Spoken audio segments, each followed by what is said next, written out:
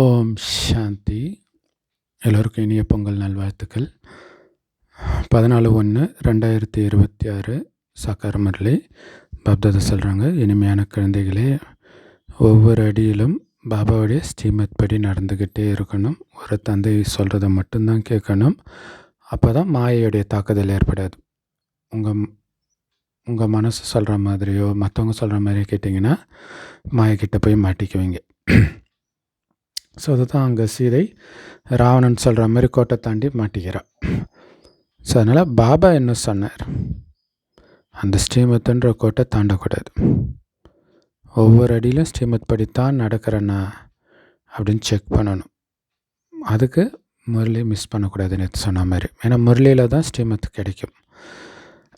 கேள்வி, உயர்ந்த பதவியை அடையிறதுக்கான ஆதாரம் என்ன தெரியுமா? பாபாவுடைய ஒவ்வொரு டைரக்ஷன் படியும் நடந்துக்கிட்டே இருக்கிறது தான் உயர்ந்த பதவி அடையிறதுக்கான ஆதாரம், ஸ்ரீமத்து தான். ஸோ பாபாவுடைய டைரக்ஷன் கிடச்சிடுச்சு, உடனே குழந்தைங்க அதை ஏற்றுக்கணும். ஸோ வேறு எதுவும் எண்ணத்தின் அளவில் கூட வரக்கூடாது. மனசில் கூட எண்ணம் வரக்கூடாது. ஏன் இப்படி பண்ணால் என்ன அப்படிங்கிற எண்ணம் கூட வரக்கூடாது. இல்லை அப்புறம் அடி உதப்பட்டு இதனால தான் பாபா சொன்னாரான்றது வேறு. ஆனால் டக்குன்னு பாபா சொன்னால் அப்படியே ஏற்றுக்கணும். அதில் தான் நமக்கு முன்னேற்றம், உயர்ந்த பதவி அடைய முடியும். அதனால் இந்த ஆன்மீக சேவையில் ஈடுபட்டு இருங்க. உங்களுக்கு வேறு யாருடைய நினைவும் வரக்கூடாது. ஏன்னா நாம் இறந்துட்டால் நம்மளை பொறுத்த வரைக்கும் உலகமே இறந்துட்ட மாதிரி தான். இல்லை இறந்த பிறகு பேயாவே அலைஞ்சாலும் அதை என்ன பண்ண முடியும்? ஒன்றும் பண்ண முடியாது. இல்லை இப்போ குடும்பத்தில் கடன் இருக்குது, இறந்துட்டீங்க, பேயா அங்கேயே இருக்கிறீங்க, என்ன பண்ண முடியும்? பார்த்து பாத்திர தான் செய்வீங்க. அதுக்கப்புறம் அது அவங்க கணக்கு. அந்த மாதிரி தான் இங்கே இறந்துட்டோம். ஆனால் என்ன இங்கே நீங்கள் பண்ணுவீங்க இல்லையா? குடும்பத்தை பார்த்துக்குவீங்க, எல்லாம் பண்ணுவீங்க. பட் அந்த பற்று இல்லாமல் பார்த்துக்கணும். அப்போ தான் உயர்ந்த பதவி அடைய முடியும். கூப்பிட்டா உடனே போய் அங்கே சேரில் உட்காந்துக்கணும். மியூசிக்கல் சேர் மாதிரி தான், சுற்றிக்கிட்டே இருப்பாங்க. 10 பேர் சுற்றுறாங்கன்னா 9 சேர் தான் இருக்கும். அப்போ அந்த சேரில் உட்காணுன்ற கவனம் இருந்துக்கிட்டே இருக்கும் இல்லையா? இங்கே சேரு 108 சேரு, ஆனால் சுற்றுறது கோடிக்கணக்கான பேர். அப்போ எவ்வளோ கவனம் இருக்கணும் யோசிச்சு பாருங்கள். ஸோ உயர்ந்த பதவி அடையணும்னா வேறு எதுவுமே, கலியுகத்தின் எதுவுமே ஞாபகம் இருக்கக்கூடாது. சத்தியுகம் பரந்தாமம் இது மட்டும்தான் ஞாபகம் இருக்கணும். ஸோ பாபாவுடைய வழியை கண்ணை மூடிட்டு ஃபாலோ பண்ணணும். பாடல், உன்னை அடைந்த நாங்கள் உலகத்தை அடைந்தோம். ஓம் சாந்தி. இனிமையிலும் இனிமையான ஆன்மீக குழந்தைங்க, இந்த பாட்டு கேட்டீங்க. இது பக்தி மார்க்கத்துடைய பாட்டு. உன்னை அடைந்ததால் உலகத்தை அடைந்தோம் அப்படிங்கிறது. இந்த நேரத்தில் பாபா இதோடைய அர்த்தத்தை புரிய வைக்கிறார். பாபா அடையிறதுனால உலக ராஜ்யத்தை அடையிறோம் இல்லையா? எல்லையற்ற ஆஸ்தி அடையிறோம் பாபா கிட்ட இருந்து. அது என்னது ராஜ்யம்? யாருமே அதை நம்மக்கிட்டேருந்து அபகரிக்க முடியாது. ஏன்னா பாரதத்தின் ராஜ்யத்தை நிறைய பேர் கைப்பற்றி இருக்கிறாங்க. நரகத்தில் முகமதியர்கள் கைப்பற்றினாங்க, ஆங்கிலேயர்கள் கைப்பற்றினாங்க. ஆனால் உண்மையிலே கைப்பற்றியது ராவணன் தான். அசுர வழிப்படி நடக்க வச்சு கைப்பற்றிட்டான். ஸோ ராவணன் வழிப்படி நடந்ததுனால தான் சிக்கினீங்க. அதனால தான் பாபா இப்போ சொல்கிறார், தீயதை கேட்காதீங்க, தீயதை பார்க்காதீங்க. ஏன்னா அதை பார்க்குறீங்க, கேட்குறீங்க, அது தப்புனே தெரியாமல் போய் விழுந்து தான் எல்லாத்தையும் இழந்தோம். இப்போ தெரிஞ்சிடுச்சுல, அந்த பக்கமே போகாதீங்க. ஆனால் மனிதர்கள் குரங்கு உருவத்தை வச்சு தீயதை பார்க்காதே கேட்காதுன்னு கண்ணை மூடிட்டு இருக்கிற மாதிரி, காதை மூடிட்டு இருக்கிற மாதிரி, வாயை மூடிட்டு இருக்கிற மாதிரி செஞ்சுருக்கிறாங்க. ஸோ அதில் ஏதோ ஒரு ரகசியம் இருக்கும் தானே. ஒரு பக்கம் பாபாவை தெரிஞ்சிக்காமல் இருக்கக்கூடிய ராவண கூட்டம், அசுர சம்பிரதாயம். இன்னொரு பக்கம் குழந்தைகளாகி நீங்கள் இருக்கிறீங்க. ஸோ ராவணன்னா யாருன்னு தெரியாமல் அதை பெருமையாக வேறு ராவணன் மகன் தான்ட்டு இப்போ விஜய் படத்தில் பாட்டு கூட வருது. இதுக்கு முன்னாடி உங்களுக்கு தெரியாது இல்லையா ராவணன்னா யாருன்னு. பிரம்மா பாபா கூட இதுக்கு முன்னாடி நிறைய பக்தி பண்ணியிருக்கிறார். ஸோ இது பிரம்ம பாபாவுடைய பல பிறவிகளின் கடைசி பிறவி. ஸோ முதல்ல இவர் தூய்மையாக இருந்தார் சத்தியுகத்தின் தொடக்கத்தில், இப்போ அழுக்காகி இருக்கிறார். ஸோ இவருடைய பல ஜென்மங்களை பற்றி சிவபாபாவுக்கு தான் தெரியும், பிரம்ம பாபாவுக்கே தெரியாது இல்லையா. இங்கே இந்த பூமியில் தோன்றியவர்கள் உயர்ந்தவர் நாராயணன், அவருக்கே தெரியாத விஷயம் சிவபாபாவுக்கு தான் தெரியும்னும் பொழுது அந்த சிவபாபா சொல்கிறத தானே கேட்கணும், வேறு யார் சொல்கிறதையும் கேட்காதீங்க. நான் குழந்தைங்க கிட்ட தான் பேசுகிறேன்னு பாபா சொல்கிறார். ஸோ ஒருவேளை ஏதாவது பாபா குழந்தை சில சமயம் தன்னுடைய நண்பர்கள் உறவினர்களை அழைச்சிட்டு வருவாங்க, அப்போ அவங்கக்கிட்ட கொஞ்சம் பேசுகிறேன். முதல் விஷயம் தூய்மை ஆகணும், அப்போ தான் பாபா சொல்கிறது புத்தியில் தாரணை ஆகும். அதனால தான் குழந்தைங்க கிட்ட மட்டும் பேசுகிறார். ஏன்னா குழந்தைங்க தான் பாபா சொல்கிறத அப்படியே கேட்டு தூய்மையாக இருப்பாங்க, மற்றவங்க தூய்மை ஆக மாட்டாங்க இல்லையா. ஸோ இங்கே ரொம்ப மிகவும் கடுமையான நியமங்கள் இருக்குது. ஸோ முதல்ல 7 நாள் பட்டியில் இருக்கணும், மதுபனிலே இருக்கணும் அப்படின்னு நியமம் இருந்தது. 7 நாள் கோர்ஸ் அங்கே போய் தான் எடுக்கணும். ஏன்னா அப்போ தான் வேறு யாருடைய நினைவும் வராது. லெட்டர் கூட எழுதக்கூடாது. அந்த காலத்தில் லெட்டர் தான் இல்லையா, ஃபோன்லாம் கிடையாது. பாபா சொல்கிறாங்க எங்கே வேணாலும் இறங்க, ஆனால் நாள் முழுவதும் பட்டியில் இருக்கணும். இப்போ நீங்கள் பட்டியிலேருந்து பிறகு வெளியில் போகிறீங்க. ஒரு சிலர் ஞானம் கேட்டு ஆச்சரியப்பட்டாங்க, கேட்டாங்க. ஸோ இங்கே பட்டின்றது அங்கே மதுபனில் பாபா நினைவிலே இருக்கிறது இல்லையா. மதுபனில் எவ்வளோ பெரிய இடம் மாலை இருக்குது, எங்கே வேணாலும் இருக்கலாம், ஆனால் பாபா நினைவிலே இருக்கணும், அதான் முக்கியமான விஷயம். ஸோ ஒரு சிலர் இங்கே பட்டி முடிச்சுட்டு வெளியில் போன உடனே ஞானம் கேட்டு ஆச்சரியப்படுறாங்க, மற்றவங்களுக்கும் சொன்னாங்க. பிறகு அவ்வளோதான், ஆஹா வந்தது மாயா, பிறகு மாயா பின்னாடியே ஓடி போயிட்டாங்க. ஏன்னா இங்கே மிகப்பெரிய குறிக்கோள் இல்லையா, ஒரு பாபா நினைவில் மட்டுமே மூழ்கி இருக்கணுன்றது. ஆனால் பாபா சொல்கிறத ஏற்றுக்க மாட்டுறாங்க. நீங்கள் வானப்பிரஸ்திகள்னு பாபா சொல்கிறாரு, நீங்கள் ஏன் வீணாக சிக்கிட்டு இருக்கிறீங்க இல்லை. காமத்தில் சின்ன பசங்க பொண்ணுங்க தான் போய் விழுவாங்க, தாத்தா பாட்டியாக விழுவாங்க. நீங்கள் தாத்தா பாட்டி, ஆன்மீக ரீதியாக தாத்தா பாட்டி நீங்கள் இல்லையா, 5-6 வருஷம் அவங்க வயசு. ஸோ அதனால் இந்த ஆன்மீக சேவையில் ஈடுபட்டுடுங்க. எல்லோரும் திரும்ப அழைச்சிட்டு போகணும், நீங்களே விழுந்துட்டு இருந்தால்.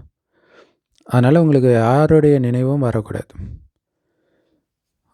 இங்கே வானப்பிரஸ்தி நிலைன்னா ஆல்ரெடி இறந்துட்ட மாதிரி தான் இல்லையா. இறந்ததுக்கப்புறம் உங்களுடைய தலைவிதியை நிர்ணயிக்கிற முயற்சி பண்ணுறது தான் வானப்பிரஸ்த நிலையில் பண்ண வேண்டிய விஷயம். அதுதான் இப்போ நம்ம பண்ணிகிட்டு இருக்கிறோம். இப்போ நம்மளை பொறுத்த வரைக்கும் ஆல்ரெடி இறந்துட்ட மாதிரி. அப்போ நீங்கள் இறந்துட்டிங்கன்னா உலகமே இறந்துட்ட மாதிரி தானே. ஸோ அந்த நிலையில் இருந்தால் தான் உயர்ந்த பதவியை அடைய முடியும். அப்படின்னு தான் இந்த கலியுகத்தின் எந்த காட்சியும் உங்களை பிடிச்சி இழுக்கக்கூடாது. ஸோ உங்களுடைய முயற்சியே நரன்லேருந்து நாராயணன் ஆகிறதுக்கு தான். ஒவ்வொரு அடியிலும் பாபாவுடைய டைரக்ஷன் படி நடக்கணும். ஆனால் இதுலேயும் தைரியம் வேணும் இல்லையா. பாபா சொல்கிறபடி நடக்கிறதுக்கு பயங்கர தைரியம் வேணும். ஏன்னா அந்த அளவுக்கு எதிர்ப்பு வரும். பற்ற விடணும், காமத்தை விடணும், கரிமீனை விடணும்னும் போது. ஸோ இது வெறும் வாயினால் சொல்கிற விஷயம் கிடையாது. ஏன்னா மோகத்தின் கயிறு சாதாரண விஷயம் கிடையாது. நஷ்டமாக ஆகணும், அதாவது மோகத்தை வென்றவராக, பற்றை வென்றவராக ஆகணும். என்னுடையவர் ஒரு சிவபாபா தான், வேறு யாருமே கிடையாது, அப்படி இருக்கணும். ஸோ இந்த துக்கத்தில் காப்பாற்றுறதுக்காக தேவர்கள் சிவன்கிட்ட தஞ்சம் அடைகிறதாக புராண கதையில் இருக்கும். ஸோ உண்மையிலே அது தேவர்கள் விஷயம் இல்லை, நம்மளுடைய விஷயம். ஸோ அதனால் ஒருபொழுதும் விஷம் கொடுக்க மாட்டோம், விகாரம் கொடுக்க மாட்டோம் அப்படின்னு தைரியமாக பெண்கள் சொல்லணும். ஏன்னா நீங்கள் பாபா கிட்ட வரீங்கன்னா மாயாவும் உங்களை சும்மா விட்டுறாது, நிறைய தொல்லைப்படுத்தும். எப்படி வைத்தியர்கள் சொல்கிறாங்க இல்லையா, இந்த மருந்து சாப்பிட்டிங்கன்னா முதல்ல முழு வியாதி விஸ்வரூபம் எடுத்து பிறகு தான் வெளியேறும்ன்ட்டு, பயப்படாதீங்கன்னு சொல்லுவாங்க. அதேமாதிரி சில மாத்திரை சாப்பிட்டா யூரின் ரெட் கலரில் போகும், ரத்தம் போகுதுன்னு பயந்துடாதீங்கன்னு சொல்லி கொடுப்பாங்க. அதே மாதிரி தான் இதுவும் மாயை ரொம்ப துன்புறுத்தும். ஏன்னா இப்போ வரப்போகிறது சுகம். இதோடைய நினைவாக தான் சனி போகும்போது ஒரு வழிப்படுத்திட்டு போகும், ஆனால் நிறையா கொடுத்துட்டு போகணுவாங்களே, அந்த விஷயம் இப்போத்தைய விஷயம்தான். வானப்பிரஸ்த நிலையில் கூட விகாரங்களின் சங்கல்பங்கள் வரும், மோகம் உருவாகிடும். இது எல்லாமே நடக்கும் தான். எச்சரிக்கையாக இருங்கன்னு பாபா முன்கூட்டியே சொல்லிடுறாரு இல்லையா? விகார எண்ணங்கள் வரும், எல்லாம் வானப்பிரஸ்த நிலையில்ன்றது நமக்கும் சரி, வயசான தாத்தா பாட்டிக்கும் சரி, ரொம்ப எச்சரிக்கையாக இருக்கணும். ஏன்னா இந்த சங்கமகத்தில் நம்ம வாழற வரைக்கும், இந்த உடம்புல இருக்கிற வரைக்கும் மாயையோட குத்துச்சண்டை நடந்துக்கிட்டே தான் இருக்கும். அதனால் எச்சரிக்கையாக இருக்கணும். நீங்கள் எந்தளவுக்கு பலசாலி ஆகுறீங்களோ அதே மாதிரி மாயையும் பயில்வானாகி உங்களை விடாது, சண்டை போட்டுட்டு தான் இருக்கும். அது நாடகத்தில் பதிவாகி இருக்குது. அதனால தான் எல்லாமே ஒரு ஆக்ஷன் மூவியாக தானே வருது, புராண கதைகள் எல்லாமே. விகல்பங்களை, அதாவது தீய எண்ணங்களை எடுத்துட்டு வரக்கூடாது, கவனம் கொடுக்கணும். ஆனால் சிலர் சொல்கிறாங்க, பாபா நீங்கள் மாயக்கிட்ட சொல்லுங்கள் கெட்ட எண்ணங்களை கொடுக்காதுன்ட்டு. பாபா சொல்கிறார், நான் அப்படியே சொல்லிகிட்டே இருப்பேன். அதே மாதிரி நிறைய பேர் பாபா உங்கள் கருணையில் தான் நாங்கள் முன்னேற முடியும், கருணை காட்டுங்கன்னு எழுதுகிறாங்க. பாபா சொல்கிறார், நான் யாருக்கும் கருணை காட்டுறது கிடையாது, ஸ்பெஷலாக படிப்பும் சொல்லிக் கொடுக்கறது கிடையாது. நேற்று கூட சொன்னார் இல்லையா? ஸ்ரீமத்து கொடுத்துட்டார், அதன்படி ஃபாலோ பண்ண. அது ரோட் மேப் டு ஹெவன், சொர்க்கத்துக்கு போகிறதுக்கான பாதை போட்டு கொடுத்தாரு. அந்த பாதையிலே நீங்கள் நடந்து போகணும். நீங்கள் இந்த பக்கம் அந்த பக்கம் போனீங்கன்னா பாபா என்ன பண்ண முடியும்? ஏன்னா அந்த ஒரு டைம்குள்ளே போகணும். அந்த டைம் பெல் அடிச்சிச்சுன்னா அந்த போகிற பாதையில் எங்கே இருக்கிறீங்களோ அங்கே இருந்து தான் திரும்ப வரணும் கல்பத்தில். ஸோ அதுக்கு முன்னாடி சத்தியுகத்தின் தொடக்கத்துக்கு போயிட்டிங்கன்னா ஆரம்பத்துலேருந்து வருவீங்க. ரொம்ப எச்சரிக்கையாக இருக்கணும். அதுக்கு ஸ்ரீமத் படி மட்டும்தான் நடக்கணும். அதுதான் ரோடு. ஒருவேளை பாபா கருணை காட்டுறாரு அப்படின்னா எல்லாரும் மகாராஜா ஆகிடுவாங்களே, நாராயணன் லக்ஷ்மி ஆகிடுவாங்களே. ஸோ நாடகத்தில் அப்படி கிடையாது. எல்லா தர்மத்தினரும் வராங்க. ஸோ யார் மற்ற தர்மத்துக்கு மதம் மாறி போயிருக்கிறாங்களோ அவங்க கூட திரும்பி வந்துடுவாங்க இல்லையா? அந்த மாதிரி நிறைய கிறிஸ்தவர்கள், முஸ்லீம்கள் பாபா குழந்தையாக இருக்கிறத நாம் பார்க்குறோம். ஏன்னா இப்போ தேவதை அவங்களாம் என்ன இங்கேருந்து போனவங்க, அவங்க இந்த தேவதா கன்று நடப்படுது. இதில் ரொம்ப உழைப்பு இருக்குது. புதுசாக வர்றவங்களுக்கு தந்தையை நினைவு செய்யுங்கன்னு மட்டும் நீங்கள் சொல்லணும். பாபா சொல்கிறாரு, கிருஷ்ணர் பகவான் கிடையாது. அவர் 84 பிறவி சக்கரத்தில் வரார். ஆனால் மனிதர்கள் பலவிதமான வழிகளை உருவாக்கிட்டாங்க. கிருஷ்ணர் கடவுள், வள்ளலார் கடவுள், முருகன் கடவுள் அப்படின்ட்டு. ஸோ பாபா கொடுக்குற இந்த ஞானத்தை முழுசாக புத்தியில் தாரணை பண்ணணும். நாம் பாபா குழந்தை ஆகிறதுக்கு முன்னாடி அழுக்காக இருந்தோம். இப்போ நம்ம எப்படி தூய்மை ஆகிறதுன்னு பாபா சொல்கிறார். என்ன வழி? ரொம்ப ஈஸியான வழி. என் ஒருவனை மட்டும் நினைவு செய்யுங்கன்றார். முந்தைய கல்பத்திலும் இதே தான் சொன்னார். உங்களை ஆத்மான்னு உணர்ந்து தேகத்தின் எல்லா தர்மத்தையும் விட்டுட்டு உயிரோடு இறந்து விடுங்கள் இல்லையா? உடம்பு. அதனால தான் எல்லா புராண கதை, பைபிள் எல்லாமே அந்த குறிப்பிட்டவர்கள் இறக்குற மாதிரியே காட்டுறாங்க பாருங்கள் கடைசியில். ஏன்னா இறக்க வைக்கிறது தான் இங்கே லட்சியமே. ஆனால் இது ஸ்தூலமான மரணம் இல்லை, புத்தியினால் இறந்துட்டோம், இதுக்கு எனக்கு சம்மந்தம் இல்லைன்னு இருக்கணும். அதான் உயிரோடு இருந்துக்கிட்டே இறந்து விடுங்கள். வெறும் ஆத்மா, அவ்வளோதான். ஆணும் இல்லை, பெண்ணும் இல்லை, இந்த மதம் இல்லை, இந்த ஜாதி இல்லை, பணக்காரன் இல்லை, ஏழை இல்லை, வெறும் ஆத்மா. ஆத்மாவுடைய தந்தை ஒரு பாபா, அவரை மட்டும் நினைவு செஞ்சுக்கிட்டே இருங்க. ஏன்னா எல்லாருக்கும் சத்கதி கொடுக்கத்தான் நான் வந்திருக்கிறேன். பாரதவாசிகள் தான் மிகவும் உயர்ந்தவர்களாக ஆகுறாங்க. பிறகு அவர்களே 84 பிறவி எடுத்து கீழேயும் இறங்குறாங்க. ஸோ பாரதவாசிகளாகிய நீங்கள் தான் இந்த தேவதைகளுக்கு பூஜை பண்ணுறீங்க. ஆனால் இவங்க யார் அப்படின்னு உங்களுக்கு தெரியாது. இப்போ நம்ம சொல்கிறோம், சொர்க்கத்தின் அதிபதியாக இருந்தவர்கள் இவங்க. ஆனால் இப்போ எங்கே இருக்கிறாங்க? 84 பிறவி எடுத்து அனைத்தையும் இழந்திருக்கிற நீங்கள் தான் அது அப்படின்னு சொல்லணும். ஸோ 84 பிறவி யார் எடுப்பாங்க? சத்தியுகத்தின் ஆரம்பத்திலே வந்தவங்க தான். சத்தியுகத்தின் இவர்கள் தேவதைகளாக இருந்தாங்க.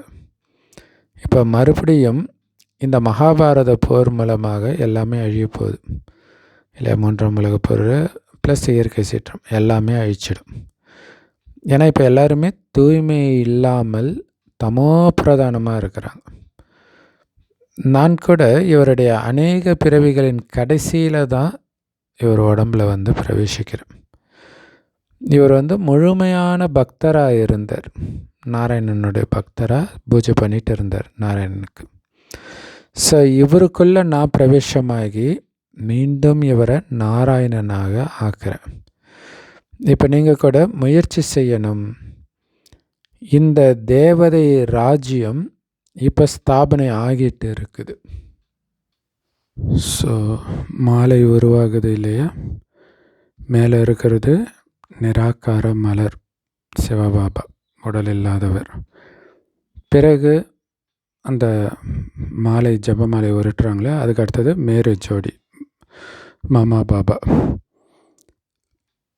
சிவபாபாவுக்கு அடுத்ததாக இவங்க தான் இருக்கிறாங்க. ஜெகத்பிதா பிரம்மா, ஜெகதம்பா சரஸ்வதி. இப்போ நீங்கள் இந்த முயற்சியின் மூலமாக விஷ்ணுபுரிக்கு அதிபதி ஆகிறீங்க. பிரஜைகள் கூட அங்கே எங்களுடைய பாரதம்னு தானே சொல்லுவாங்க. ஸோ அது மாதிரி நாமளும் உலகத்துக்கு அதிபதி ஆகிறோம். அங்கே ஆட்சி செய்வோம். வேறு எந்த தர்மமும் அங்கே இருக்காது. இது எங்களுடைய ராஜ்யம் அப்படின்னு வேறு யாருமே சொல்ல மாட்டாங்க. வேறு எந்த ராஜ்யமே அங்கே இருக்காது. ஆனால் இங்கே நிறைய மதங்கள், பிரிவினைகள், ராஜ்யங்கள் இருக்கிறதுனால தான் என் இது ஒன் இதுன்னு சண்டை நடக்குது. அங்கே இந்த விஷயங்களே இருக்காது. ஸோ அதனால் குழந்தைங்க அந்த மாதிரி ஒரு அமைதியான ஆனந்தமான உலகத்துக்கு போகிறதுக்காக மற்ற எல்லா விஷயங்களையும் விட்டுட்டு என் ஒருவனை மட்டும் நினைவு செஞ்சு உங்களுடைய பாவத்தை அழிச்சிட்டு வாங்க. சுகமான உலகம் உங்களுக்காக காத்துக்கிட்டு இருக்குதுன்றார். ஸோ மற்றபடி யாராவது உங்கள் முன்னாடி உட்காந்து யோகா பண்ண வைக்கணும், திருஷ்டி கொடுக்கணும் அப்படின்லாம் எதிர்பார்த்துட்டு இருக்காதீங்க. இது சதா ஞாபகம் இருக்கணும். நான் பாபாவை நினைவு செஞ்சு பாவத்தை அழித்து பாவமே இல்லாத உலகத்துக்கு போயிட்டு இருக்கிறேன் அப்படிங்கிறது சதா ஞாபகம் இருக்கணும். ஸோ நடந்தாலும் சுற்றினாலும் வந்தாலும் பாபாவை நினைவு செய்ய முடியும் தானே? இல்லை லௌகீக அப்பாவை நினைக்க முடியுது, பரலௌகிக அப்பாவை நினைக்க முடியலையா? அது மட்டும் இல்லை, எவ்வளோ நேரம் நினைவு செஞ்ச நாள் முழுவதும் அப்படின்னு சார்ட்டும் வைக்கணும். அப்போ தான் தெரியும் நீங்கள் எவ்வளோ நினைக்கிறீங்கன்ட்டு. அதிகாலை எழுந்து எவ்வளோ நேரம் பாபா கூட பேசுனீங்க அப்படின்னு எழுதுங்க. இன்றைக்கி பாபாவுடைய நினைவில் இருந்தேன்னா இந்த மாதிரி உங்களுக்கு நீங்களே உழைப்பு பண்ணணும். ஏன்னா ராஜ்யம் கிடைக்குதுன்னா சும்மா கிடையாது, இப்படிலாம் உழைத்தால் தான் கிடைக்கும். மற்றபடி இந்த ஞானம் புத்தியில் இருக்குது, அதை நீங்கள் மற்றவங்களுக்கும் புரிய வைக்கணும். காமம் மகா எதிரி அப்படின்னு யாருடைய புத்தியிலும் இல்லை. ஸோ அதனால் 2-4 வருஷம் தூய்மையாக இருந்துட்டு பிறகு மாயக்கிட்ட பயங்கரமாக அடி வாங்கிடுறாங்க, விழுந்துடுறாங்க காமத்தில். பிறகு பாபா நாங்கள் முகத்தை கருப்பாக்கிட்டோம் அப்படின்னு எழுதுகிறாங்க. ஸோ அந்த மாதிரி கருப்பாக்கிக்கிறவங்க 12 மாதத்துக்கு இங்கே வர வேண்டிய அவசியம் இல்லைன்னு பாபா எழுதிடுறாரு. இல்லை காமத்தில் வந்துட்டேன்னா அடுத்த 1 வருஷம் நீ இந்த பக்கமே வராதுன்னு எழுதுறாரு. இப்போ எவ்வளோ முக்கியம் பாருங்கள் தூய்மையாக இருக்க வேண்டியது. ஏன்னா நீங்கள் பாபா கிட்ட சத்தியம் பண்ணிவிட்டு மறுபடியும் போய் காமத்தில் விழுந்துருக்கிறீங்க. அதனால் என்கிட்ட ஒருபொழுதும் வராதிங்கன்றார். இப்போ காமம் எப்படி பாபா வெறுக்கிறாரு, இந்த ஸ்ரீமத்துக்கு எவ்வளோ புறம்பான விஷயம் அப்படிங்கிறது தெரியுது. என்னிடம் ஒருபொழுதும் வராதிங்கன்றார். ஃபஸ்ட்டு 1 வருஷம் வராதிங்கன்னாரு, அடுத்தது எப்போவுமே வராதிங்க. ஏன்னா மிகப்பெரிய குறிக்கோள் நாராயணன் ஆகிறதுக்கு கூப்பிட்றேன், ஆனால் இங்கே விழுந்து கிடக்கிறீங்களே. மகாலட்சுமி கல்யாணம் பண்ண கூப்பிட்டா சூர்பனகிட்ட விழுந்து கிடக்கிறீங்க. மகாவிஷ்ணு கல்யாணம் பண்ண கூப்பிட்டா ராவணன் கிட்ட விழுந்து கிடக்கிறீங்க இல்லையா? இப்போ சீதை வந்து ராவணனை லவ் பண்ணான்லாம் சொல்லிகிட்டு இருப்பாங்க. கேட்கவே நமக்கு அருவருப்பாக இருக்குது இல்லை? அந்த சீதை நாம தானே. ஸோ பாபா வந்திருக்கிறதே உங்களை தூய்மையற்ற நிலையிலேருந்து தூய்மைப்படுத்துறதுக்கு தான். நிறைய குழந்தைங்க கல்யாணம் பண்ணி கூட தூய்மையாக இருக்கிறாங்க. ஸோ ஏன்னா ஏதோ ஒரு பெண்ணுக்கு வந்து பயங்கரமான பந்தனம் இருக்குது கல்யாணம் பண்ணியே ஆகணும்னு கட்டாயப்படுத்துகிறாங்கன்னும் போது அந்த குழந்தையை காப்பாற்றுறதுக்காக கந்தர்வ விவாகம் செஞ்சுட்டு அவங்க தூய்மையாக இருக்கிறாங்க. அதுலேயும் ஒரு சிலரை மாயா மூக்கால் பிடிச்சிடுது, தோற்று போயிடுறாங்க. பெண்கள் கூட மிகவும் தோல்வி அடைஞ்சிடுறாங்க. ஸோ அப்படிப்பட்டவர்களை சூர்பனகை நீங்கள் அப்படின்னு பாபா சொல்கிறார். ஸோ இது எல்லா பெயர்களும் இந்த நேரத்துடையது அப்படின்னு பாபா சொல்கிறார். சூர்பனகை, ராவணன் எல்லாமே. ஸோ அதனால தான் பாபா இங்கே எந்த ஒரு விகாரியும் உட்காரக்கூட அனுமதிக்கிறது கிடையாது. ஒவ்வொரு அடியிலும் பாபாவுடைய ஆலோசனைப்படி நடக்கணும், இல்லை ஆலோசனை பெற்று தான் நடக்கணும். அதுக்கு பேர் தான் சரண்டர் ஆகிறது. ஸோ பாபா கிட்ட சரண்டர் ஆகுறீங்கன்னா என்ன அர்த்தம்? ட்ரஸ்டியாக இருக்கணும் இல்லையா? அப்படின்னு என்ன அர்த்தம்? நீங்களே எந்த முடிவும் எடுக்கக்கூடாது. எஜமானர் பாபா என்ன சொல்கிறாரோ அதன்படி மட்டுமே நடக்கணும். ஸோ பாபா கிட்டே நீங்கள் கணக்கு ஒப்படைச்சிங்க அப்படின்னா தான் பாபா ஆலோசனை கொடுக்க முடியும். ஸோ இதை புரிஞ்சுக்கணும். நீங்கள் தாராளமாக போகு வையுங்க பாபாவுக்கு. ஆனால் நான் சாப்பிட்றது கிடையாது, ஏன்னா நான் வள்ளல். ஆனால் நீங்கள் வைங்க அப்படின்ட்டார் இல்லையா? ஸோ அது ஒரு சாப்பிடாத பாபாவுக்கு எதுக்கு வைக்கணும் அப்படிங்கிறது அந்த பாபாவுக்காக நான் சமைக்கிறேன்ற அந்த உணர்வு இல்லையா? பாபாவோடவே வாழ்வதற்கான ஒரு யுக்தி அது. நல்லது. ஸோ நான் சாப்பிட்றது இல்லைன்னு சொல்லுவார். இன்னொன்று, ஏன் எனக்கு ஊட்டி விட மாட்டேறீங்க? அது நான் ஆரம்பத்தில் மட்டும் கொடுக்குறீங்க, அதுக்கப்புறம் நிறைய தட்டில் இருக்குதுன்னெலாம் கேட்பார். நல்லது.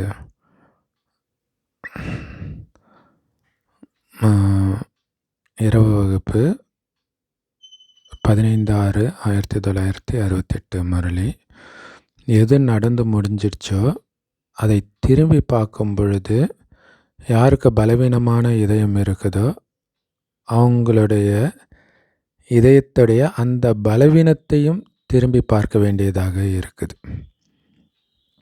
அதனால தான் பாபா என்ன சொல்கிறாரு, நாடகம்ன்ற தண்டவாளத்தில் நிலைச்சி இருக்கணும். தண்டவாளத்தை விட்டு ட்ரெயின் போயிடக்கூடாது இல்லையா? அதுமாதிரி இது நாடகம். அதனால் அதை திரும்பி பார்க்காது. நடந்து முடிஞ்சது நாடகம், வேறு எதுவும் கிடையாது. இங்கே நல்லது கெட்டது இதெல்லாம் கிடையாது. அவங்கவுங்க நடிப்பு. இன்றைக்கி கெட்டவனாக இருக்கிறவன் நாளைக்கு நல்லவன் ஆகிடுவான், இன்றைக்கி நல்லவனாக இருக்கிறவன் நாளைக்கு கெட்டவன் ஆகிடுவான். அவங்களுடைய நடிப்பு அவ்வளோதான். ஸோ அதனால் அதை திரும்பி பார்க்காதீங்க அப்படின்னு சொல்கிறார். இங்கே முக்கியமாக நன்மை நமக்கு பாபா நினைவில் இருக்கிறது தான். ஸோ பாபாவை நினைக்கிறதுக்கு மட்டும் புத்தியை ஈடுபடுத்துங்க, கடந்த கால விஷயங்களை நினைக்கிறதுக்கு இல்லை. ஏன்னா பாபாவை நினைக்க தான் ஆயுள் கூடும்.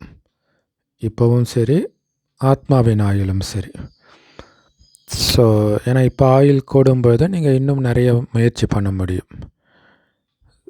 குழந்தைங்க நாடகத்தை புரிஞ்சுக்கிட்டாங்க.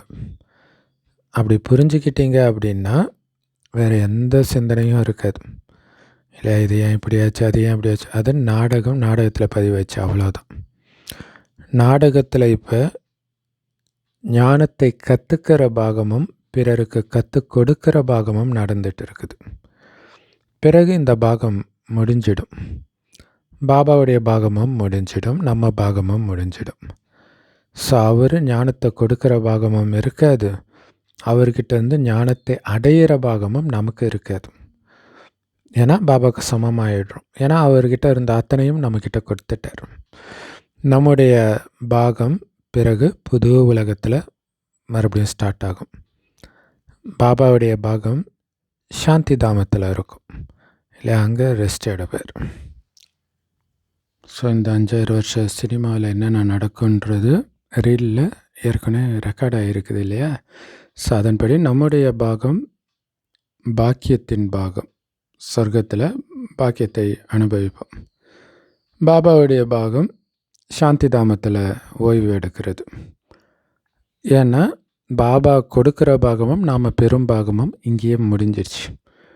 நாடகம் முடிஞ்சிருச்சு, மறுபடியும் ஃபஸ்ட்லேருந்து ஸ்டார்ட் ஆகுது.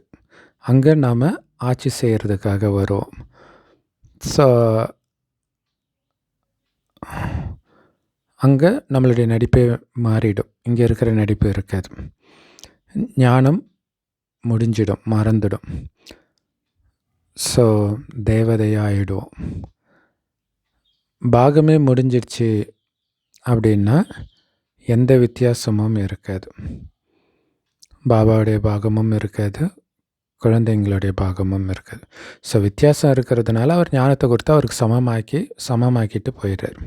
அதான் வித்தியாசம் இருக்காதுன்றார். ஸோ இந்த பிரம்மா பாபா முழுசாக ஞானத்தை எடுத்துக்கிறார். இப்போ சிவபாபாவுக்கு இன்னும் கொடுக்கறதுக்கு எதுவும் இருக்காது, எல்லாத்தையும் கொடுத்துடுவார். அதனால தான் வள்ளல். ஆக்சுவலாக சிவபாபாவுடைய மகிமையை தான் தூக்கிட்டு போய் கர்ணனுக்கு போட்டாங்க இல்லையா? கர்ணன் எல்லாத்தையும் கொடுத்து கடைசியில் அதை புண்ணிய கணக்கையும் கொடுத்துட்டான்னு சொல்கிறது. பாபா எல்லாத்தையும் கொடுக்குறாரு, அதுக்கு புண்ணியம் வரும்ல, அந்த பலனும் அவர் அனுபவிக்கிறது கிடையாது. எல்லாத்தையும் குழந்தைங்களுக்கே தான் கொடுக்குறாரு. ஸோ அது ஒரு காரணமாக இருக்கலாம், ஒன்றுக்கு பல கோடி மடங்கு நமக்கு கிடைக்கிறதுக்கு. இப்போ அவர்கிட்ட கொடுக்கறதுக்கு எதுவும் கிடையாது. பெறுபவர் நம்மக்கிட்டையும் எதுவும் குறை இல்லை, அவர்கிட்ட இருந்த எல்லாம் வாங்கியாச்சு. அதனால் பெறுவதற்கும் இப்போ வேறு எதுவும் இல்லை. அதனால் 2 பேரும் ஒருவருக்கொருவர் சமமாகிடுறோம். ஆனால் இதை ஞான சிந்தனை பண்ணுறதுக்கு புத்தி வேணும். இதை சிந்திக்க தான் இந்த ஆனந்தம் வரும், வெண்ணெய் வரும். முக்கியமான முயற்சியே நினைவு யாத்திரை தான். ஸோ வெண்ணெய் திருடி சாப்பிட்றது கிருஷ்ணருக்கு பிடிக்குன்றதெல்லாம் இந்த ஞானம் இல்லை, ஞானத்தின் சாரத்தை எடுக்கிறது. அதை கடைய தான் வரும். முக்கியமான முயற்சியே நினைவு யாத்திரை தான். பாபாவையும் நினைக்கணும், இந்த ஞானத்தையும் நினைக்கணும். ஸோ பாபா கடவுளே புரிய வைக்கிறார். சொல்லி முடிச்சப்புறம் இது ஒரு சாதாரண விஷயம் ஆயிடுது இல்லையா? கடவுள் சொல்லிக் கொடுக்குறாருன்றது பெரிய விஷயம். ஆனால் நம்ம இங்கே தினம் கேட்கும்போது அது நமக்கு சாதாரணமாக ஆயிடுது. புத்தியில் இது சூக்ஷ்மமாக இருக்குது. சிவனுடைய ரூபம் என்ன அப்படின்னு நமக்கு தெரியும். ஆனால் இவங்க புரிய வைக்கும்பொழுது சாதாரண ரூபம் பெருசாகிடுது இல்லையா? இப்போ பாபா கண்ணுக்கு தெரியாத ஒளிப்புள்ளியாக இருக்கிறார் சூக்ஷ்மமாக. ஆனால் நினைக்கும்போது நம்ம புள்ளியாக தான் நினைக்கிறோம், கொஞ்சம் பெருசாக நினைக்கிறோம். பக்தியில் இன்னும் பெருசாக லிங்கத்தை உருவாக்கிடுறாங்க. மற்றபடி ஆத்மாவை ரொம்ப சின்னது இல்லையா? இது இயற்கை. ஸோ மனிதர்கள் ஒரு முடிவை அடையணும் அப்படின்னு முயற்சி பண்ணிக்கிட்டே இருக்கிறாங்க. அந்த சயின்ஸில் புத்தியோடைய முடிவு எது வரைக்கும் போகுது, இப்போ ஆர்டிஃபிஷியல் இன்டெலிஜென்ஸ்லாம் வருது. ஸோ கடைசியில் இது கரை காணவே முடியாதுப்பா அப்படின்னு சொல்லிடுறாங்க. ஏன்னா முழு பாகமும் ஆத்மாவில் நிரம்பி இருக்குது, அதில் இருக்கிற வரைக்கும் நடிக்கும், அவ்வளோதான். இது இயற்கை, முடிவை அடைய முடியாது. ஸோ இங்கே பாபா முடிவை அடைய முடியாது அப்படின்னு சொல்கிறது என்ன அப்படின்னா, உலகம் அழியிறது இதோடு முடியுது அப்படின்னு சொல்லுவாங்க இல்லையா? அது கிடையாது. இது இயற்கையாக அனாதியாக சுற்றிக்கிட்டே இருக்குது. மற்றபடி சிருஷ்டி சக்கரத்தின் முடிவு அடையிறாங்க. அதோடைய இறுதினா இந்த கலியுகத்தின் இறுதி, அவ்வளோ வேணால் சொல்லலாம். ஆனால் அதோடு அது முடிஞ்சிடாது, அப்படியே அடுத்த பாகம் ஸ்டார்ட் ஆகிடும். படைப்பவர் மற்றும் படைப்பின் முதலிடை கடைசியை பற்றி நீங்கள் தான் தெரிஞ்சிருக்கிறீங்க. பாபாவோ ஞானம் நிறைந்தவர், பிறகு நம்மளும் கூட ஞானம் நிறைந்தவராக ஆகிடுவோம். ஸோ பாபா மாதிரி நம்மளும் ஞானம் நிறைந்தவரான பிறகு அவர்கிட்டேருந்து அடையிறதுக்கு எதுவும் இருக்காது. பாபா இவருக்குள்ளே பிரவேசித்து தனக்குள்ளே இருக்கிற ஞானம் முழுவதையும் கற்பிக்கிறார். சிவபாபா புள்ளியாக இருக்கிறார். ஆத்மாவுடைய சாட்சாத்காரமோ அல்லது பரமாத்மாவுடைய சாட்சாத்காரமோ ஆகிறதுனால யாருக்கும் மகிழ்ச்சி ஏற்படாது.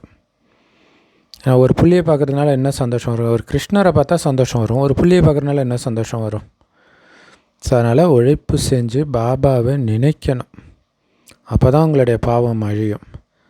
எனக்குள்ள எப்போ இந்த ஞானம் ஃபுல்லாக முடிஞ்சிடுதோ, அதாவது உங்ககிட்ட ஃபுல்லத்தையும் கொடுத்துட்றேனோ, அப்போ உங்களுக்குள்ளே ஃபுல்லாக நிரம்பிடும் அப்படின்னு பாபா சொல்கிறார். இன்னொன்று உங்களுக்குள்ளேயும் முடிஞ்சிடும்ன்றார். ஏன்னா பாபா ஃபுல்லாக கொடுத்தோடனே உலகழிவு ஸ்டார்ட் ஆகிடும். நாம் இங்கேருந்து போயிடுவோம், அவ்வளோதான், ஞானம் முடிஞ்சிடும். இல்லையா, எதுவும் ஞாபகம் இருக்காது. ஆனால் இந்த ஞானத்தை எந்த அளவுக்கு குணங்களாக மாற்றிக்கிறீங்களோ அதோடைய பலனை அங்கே உயர்ந்த பதவி அடைஞ்சு அனுபவிப்பீங்க. ஸோ ஏன்னா பாபா கிட்டேருந்து அனைத்தையும் எடுத்துக்கிறீங்க.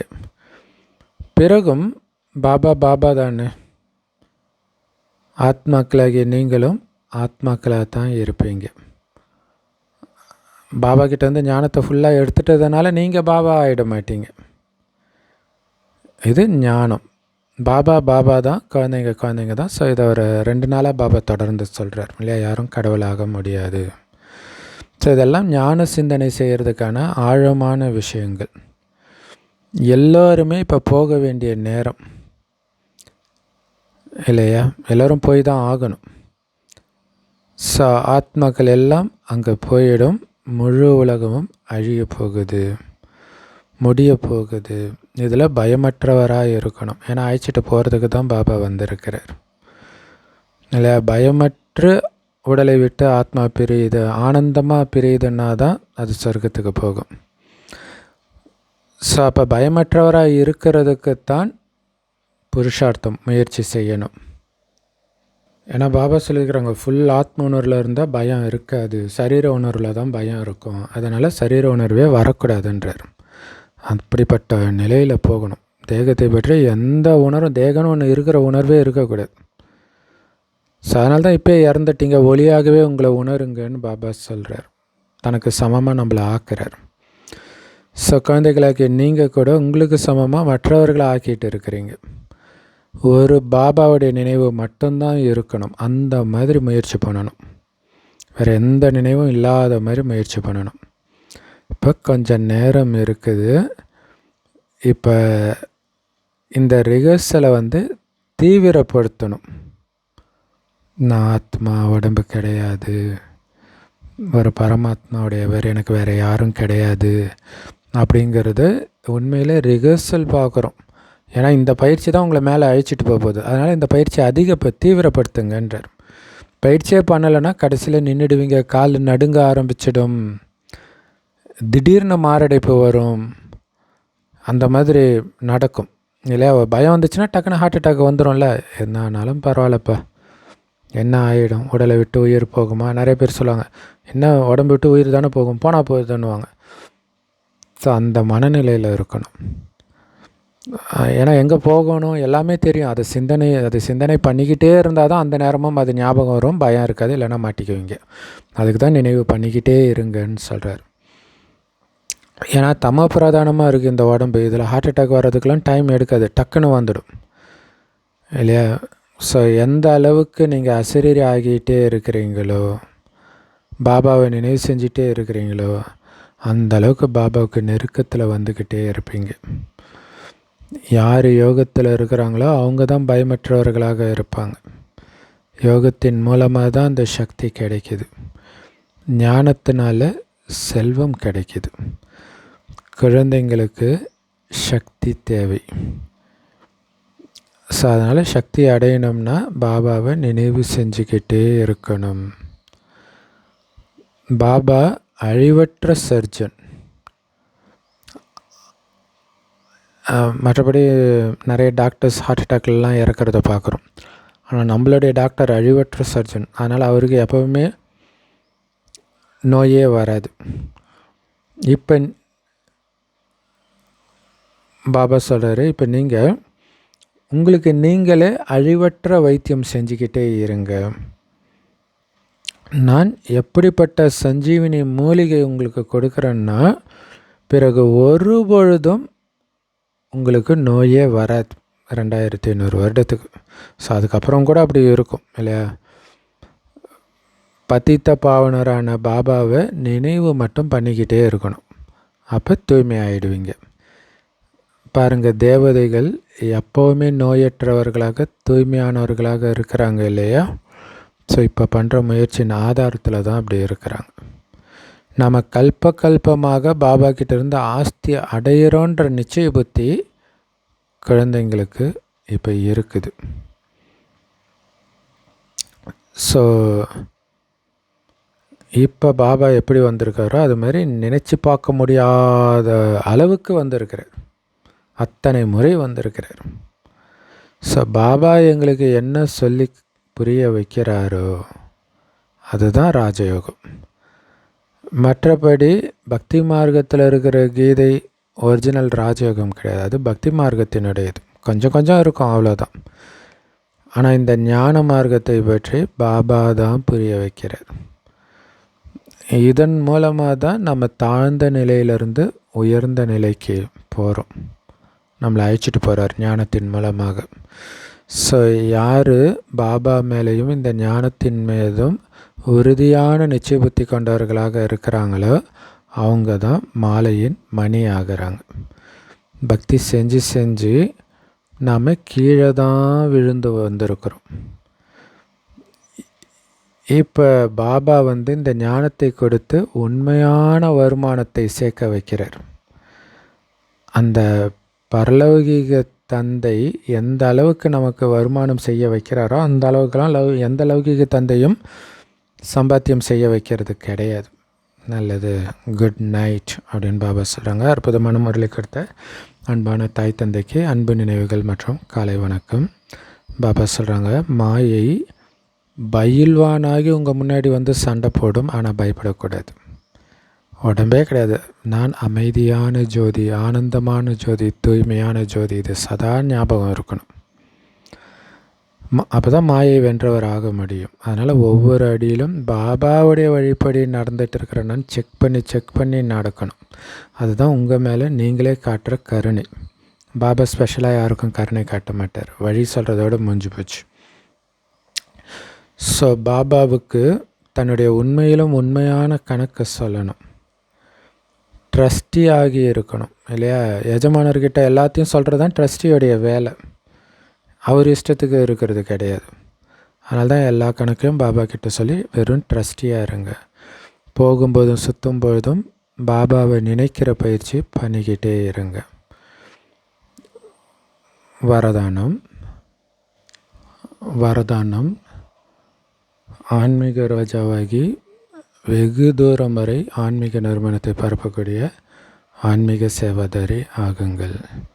அதுக்கு விளக்கம், ஆன்மீக ரோஜாவாக இருக்கிறவங்க தன்னுடைய ஆன்மீக உள்ளுணர்வு மூலமாக ஆன்மீகத்தன்மையின் நறுமணத்தை ரொம்ப தூரத்துக்கு பரவ செய்வாங்க. இல்லை, ஒரு நல்ல ரோஜா அப்படி ஒரு வாசனை கொடுக்கும். ரோஜா, மல்லிகைப்பூ. ஸோ அந்த மாதிரி நான் ஆன்மீக ரோஜா, ஆன்மீக மல்லிகை அப்படி புரிஞ்சுக்கணும். என்ன வாசனை கொடுக்குறான்? ஆன்மீகத்தன்மைன்ற நறுமணம். இல்லை, ஆத்மாவுடைய உண்மையான குணங்கள் அது வெளிப்பட்டுக்கிட்டே இருக்கணும். அதை பற்றி சிந்தனை பண்ணிக்கிட்டே இருக்கணும். ஸோ அதோடைய வைப்ரேஷன் ரொம்ப தூரத்துக்கு போகும்.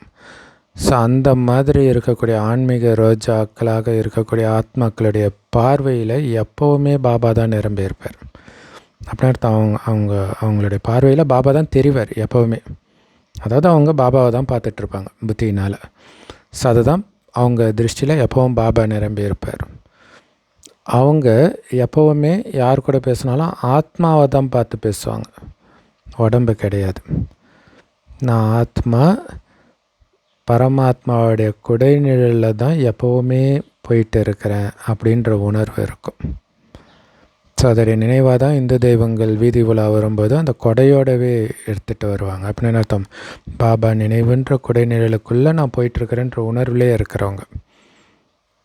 ஸோ ஆத்மாவாகிய என்னை வழி நடத்துகிறவர் பரமாத்மா.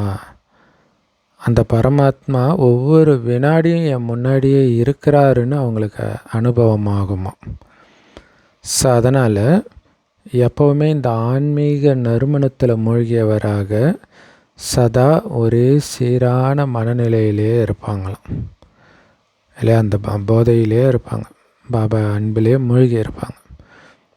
இதுதான் ஆன்மீக சேவாதாரியுடைய நம்பர் 1 விசேஷத்தன்மை. ஸோ அதனால தான் மற்றவங்களுக்கெல்லாம் என்ன இவங்க சேவைன்னு இருக்கிறாங்க அப்படின்ட்டு அஞ்ஞானிகளுக்கு தோணும். ஏன்னா அந்த பாபா போதையில் உலகியல் மரியாதை எதை பற்றிய கவலையும் இருக்காது. இதோடைய நினைவாக தான் இந்த நாயன்மார்கள் கதையெல்லாம் உருவாகி இருக்குது. ஸ்லோகன்: யார்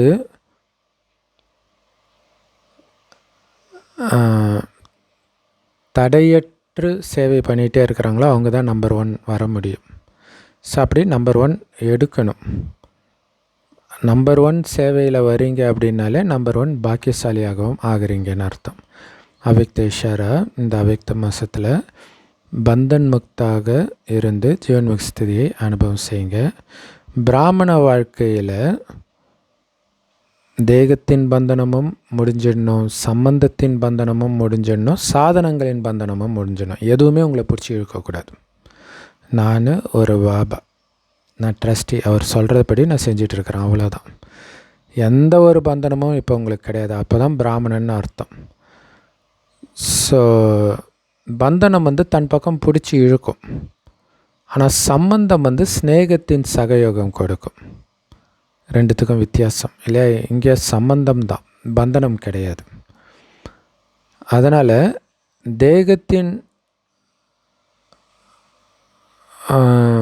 சம்பந்தமும் கிடையாது, உறவினர்களின் சம்பந்தமும் கிடையாது, தேக உறவின் மூலமும் சம்பந்தம் கிடையாது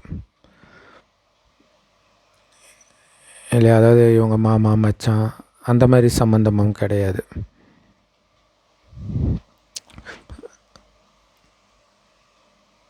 இங்கே இருக்கிறதெல்லாம் ஆன்மீக சம்பந்தம் தான். நான் ஆத்மா, என்னுடைய சிவபரமாத்மா, மற்றவங்க எல்லாம் அவருடைய குழந்தை தூங்கிட்டு இருக்கிறாங்க, அவங்கள ஞானத்தை கொடுத்து எழுப்புறேன், அவ்வளோதான். ஸோ அந்த மாதிரி பிராமணராக இருக்கிறவங்க தான் எப்போவுமே ஜீவன் முக்தி நிலையில் இருக்கிறாங்கன்னு அர்த்தம். Om Shanti. Love you Bapdada. Thank you Bapdada. குஷியாக இருங்க, குளிர்ச்சியாக இருங்க.